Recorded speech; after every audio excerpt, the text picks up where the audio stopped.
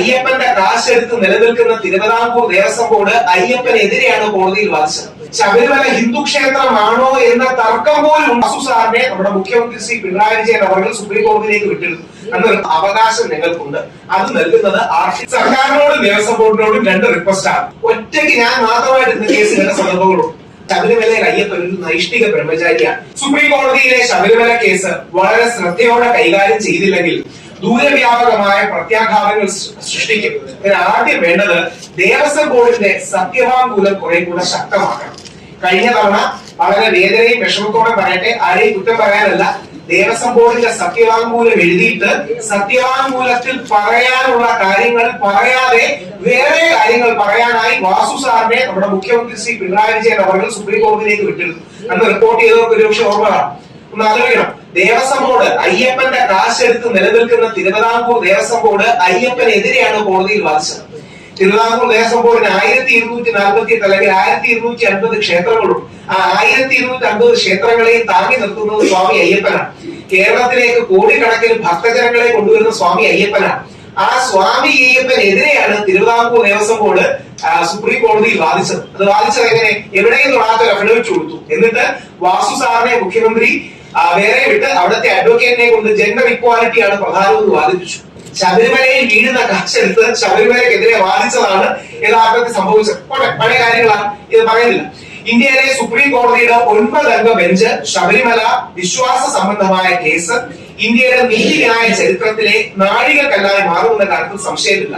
ഹിന്ദു, മുസ്ലിം, Christian, Parsi അടക്കമുള്ള വിശ്വാസങ്ങൾക്കും ഈ വിധി ബാധകമാകും. കുറെ കൂടെ മൗലികമായി പറഞ്ഞാൽ ആർട്ടിക്കിൾ 25, 26 എന്ന ഫണ്ടമെന്റൽ റൈറ്റ് ഇന്ത്യൻ ഭരണഘടന ഉറപ്പു നൽകുന്ന മൗലിക അവകാശത്തിന്റെ നിലനിൽപ്പ് ഈ വിധിയെ ആശ്രയിച്ചായിരിക്കും. അതായത് ഞങ്ങൾ വാദിക്കുന്നത് എന്താ? ശബരിമലയിൽ അയ്യപ്പൻ ഒരു നൈഷ്ഠിക ബ്രഹ്മചാരിയാണ്. ഈ വിശ്വാസം കാത്തു സൂക്ഷിക്കാനുള്ള അവകാശം ഞങ്ങൾക്കുണ്ട്. അത് നൽകുന്നത് ആർട്ടിക്കിൾ 25 ഇതാണ് നമ്മൾ വാദിക്കുന്ന കാര്യം. ആ ആർട്ടിക്കിൾ 25ന്റെ നിലനിൽപ്പ് തന്നെ ആർട്ടിക്കിൾ 25 എന്ന ഫണ്ടമെന്റൽ റൈറ്റ് ടു ഫെയ്ത്ത് അല്ലെങ്കിൽ ഈശ്വര വിശ്വാസം, മതവിശ്വാസം, ആത്മീയ വിശ്വാസം എന്ത് പേര് വിളിച്ചാലും ആ ഫണ്ടമെന്റൽ റൈറ്റിന്റെ നിലനിൽപ്പ് തന്നെ ഈ കേസിനെ ബാധകമാക്കി അല്ലെങ്കിൽ കേസിനെ അടിസ്ഥാനമാക്കി നിൽക്കുന്നത്. ഇതിൽ ഭരണഘടനാ ചോദ്യങ്ങളുണ്ടോ എന്ന് ചോദിച്ചാൽ തീർച്ചയായിട്ടും ഉണ്ട്. നമ്മുടെ എതിർവാദം ഞങ്ങൾ അനുകൂലിക്കുന്നില്ല, പക്ഷെ അവരെ ബഹുമാനിക്കുന്നു. ഫെമിനിസ്റ്റുകളും പുരോഗമനവാദികളും സ്വയം വിളിക്കുന്നവരും ആർട്ടിക്കിൾ 14 പരമാവധി ഇതിലേക്ക് കൊണ്ടുവരാൻ ശ്രമിക്കുകയാണ്. അപ്പോൾ ആർട്ടിക്കിൾ 14ന്റെയും 25ന്റെയും ബാലൻസ് അഥവാ സന്തുലനം ഈ കേസിൽ വേണ്ടി വന്നേക്കാം, സംശയമൊന്നുമില്ല. അപ്പോ അതിന്റെ ബാലൻസ് എന്താണ്, ആർട്ടിക്കിൾ 25ന്റെ പരിധിയും പരിമിതിയും എന്താണ് തുടങ്ങിയ അടിസ്ഥാന ഭരണഘടനാ ചോദ്യങ്ങൾ ഈ വിഷയത്തിൽ ഉയർത്തപ്പെടുകയും പരിഗണനയിൽ വരികയും ചെയ്യും.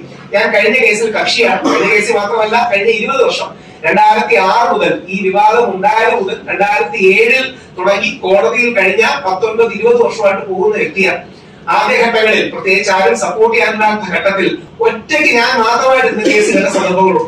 അതായത് ശബരിമല കേസ് വിളിക്കുമ്പോൾ കേരള ഗവൺമെന്റ് ആൾക്കാർ കാണില്ല, തിരുവിതാംകൂർ ദേവസ്വം ബോർഡ് ആൾക്കാർ കാണില്ല. ഞാൻ മാത്രമായി സ്വന്തമായി കാശ് മുടക്കി ഡൽഹിയിൽ പോയി സുപ്രീം കോടതി ഇരുന്ന അവസരങ്ങൾ ഉണ്ടായിട്ടുണ്ട്. അപ്പൊ അന്ന് സപ്പോർട്ട് ചെയ്യാൻ ആരും ഇല്ലാത്തൊരവസ്ഥയായിരുന്നു. പക്ഷെ ഇന്ന് എല്ലാവരും സപ്പോർട്ട് ചെയ്യുന്ന ഒരു അവസ്ഥയാണ്. ഇത് വളരെ നല്ലതാണ്. സർക്കാരിനോടും ദേവസ്വം ബോർഡിനോടും രണ്ട് റിക്വസ്റ്റാണ്. ഒന്ന്, ദേവസ്വം ബോർഡിന്റെ അഫിഡവിറ്റ് വീക്കാണ്. ദേവസ്വം ബോർഡിന്റെ അഫിഡവിറ്റ് ദുർബലമായ ഒരു അഫിഡവിറ്റ് ആണ് കൊടുത്തിരിക്കുന്നത്. ചില കാര്യങ്ങൾ പറഞ്ഞാൽ എന്താ പറയുക, പ്രകോപനവും ചലഞ്ചിങ്ങും ആവുന്നതുകൊണ്ട് ദേവസ്വം ബോർഡ് അഫിഡവിറ്റിൽ എഴുതിയിരിക്കുന്ന കാര്യമൊന്നും പറയുന്നില്ല. പക്ഷേ ദേവസ്വം ബോർഡിന്റെ അഫിഡവിറ്റ് വീക്കാണ്. ശബരിമല ഹിന്ദു ക്ഷേത്രമാണോ എന്ന തർക്കം പോലും ഉണ്ടെന്ന് മുമ്പ് നമ്മുടെ മിനിസ്ട്രി ദേവസ്വം ബോർഡ് കൊടുത്ത അഫിഡവിറ്റിലൊക്കെ ഉണ്ട്. അതൊക്കെ വിവാദ വിഷയങ്ങളായിട്ട് ഞാൻ പറയുന്നില്ല. പക്ഷേ ശബരിമല എന്ന ഹിന്ദു ക്ഷേത്രത്തിന്റെ ബഹുസ്വരതയുടെ ക്ഷേത്രത്തിന്റെ വാവലും വെളുത്തയും അടക്കം മുസ്ലിം ക്രിസ്ത്യൻ ജനവിഭാഗങ്ങളെ ഉൾക്കൊള്ളുന്ന ഹിന്ദു ക്ഷേത്രത്തിന്റെ അടിസ്ഥാന സ്വഭാവം നൈഷ്ഠിക ബ്രഹ്മചര്യമാണ്, എറ്റേണൽ സെലിബേറ്റ് ആണ് എന്ന വസ്തുത വളരെ ശക്തമായിട്ടുണ്ട്. ഈ